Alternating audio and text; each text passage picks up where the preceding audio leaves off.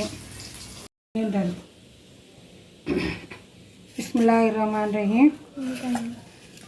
பிஸ்மில்லாஹிர்ரஹ்மானிர்ரஹீம். மீன் பொரிக்க போகிறோம். மீன் கழுவி எல்லாம் எடுத்து வச்சுருக்குறோம். தக்காளி பேஸ்ட் கொஞ்சம், இஞ்சி பூண்டு பேஸ்ட்டு,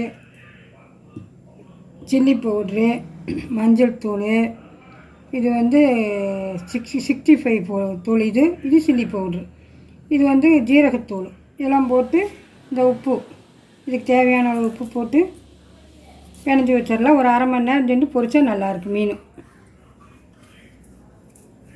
மீனுக்கு போடுற மசாலா ஒரு நாளைக்கு காட்டுறோம். நாங்கள் எடுத்து பொடி பண்ணி காட்டுறோம் உங்களுக்கு.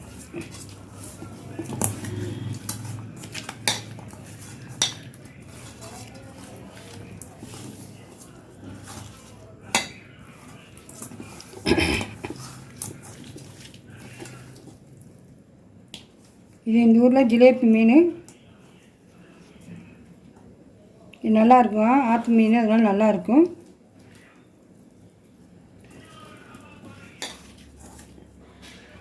கலர்லாம் போட வேண்டியதில்லை. கலர் கலர் போட்டால் கலராக இருக்கும். கலர்லாம் தேவையில்லை. ஆனால் நார்மலாக இருக்குது. நல்லது, உடம்புக்கும் நல்லது இந்த மீன்.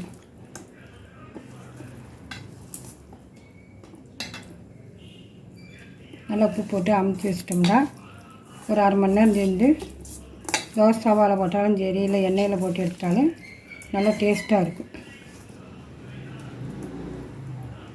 இது எப்படி நல்லா மீன் பிடிக்காத இடத்துலலாம் மசாலா வச்சு தடவணும். அப்போதான் மீன் நல்லா பிடிக்கும், உப்பு பிடிக்கும்.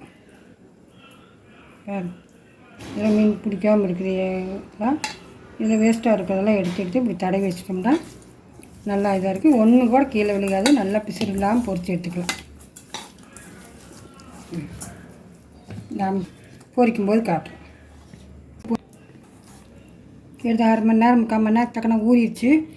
நல்லா இந்த பொரிச்சுக்கலாம் மீன். அடுப்பு பற்ற வச்சாச்சு. இந்த வடை சட்டி வைக்கிற மீன் பொரிக்கிறதுக்கு. பிஸ்மில்லாஹிர்ரஹ்மானிர்ரஹீம். எண்ணெய் ஊற்றி பொரிக்கிறேன். இந்த எண்ணெய் காஞ்சிச்சு. பிஸ்மில்லாஹிர்ரஹ்மானிர்ரஹீம்.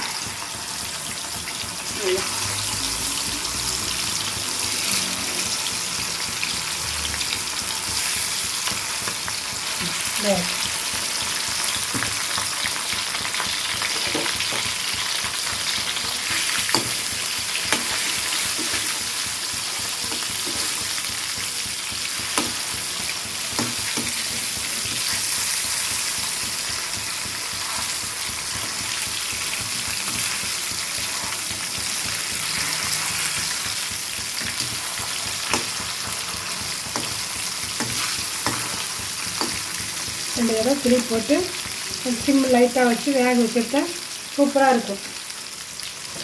நல்லா நல்லா திருப்பி போட்டு ஒருக்கா வெந்துருச்சு. இன்னொரு கதை வச்சு திருப்பி போட்டோம்னா நல்லா வெந்துடும். கொஞ்சம் சிம்மில் வச்சு வேக வைக்கணும்னா உடையாமல் இருக்கும்.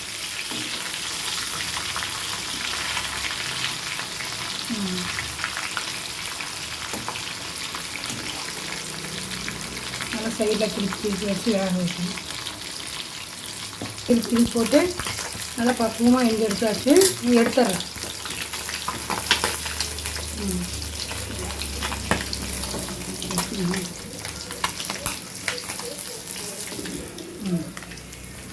பாருங்கள்.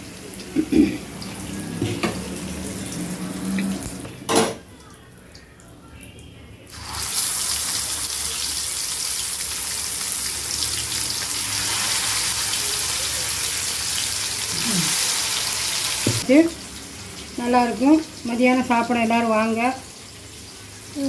லைக் பண்ணுங்கள், ஷேர் பண்ணுங்கள், சப்ஸ்கிரைப் பண்ணுங்கள், சப்போர்ட் பண்ணுங்கள். அஸ்ஸலாமு அலைக்கும்.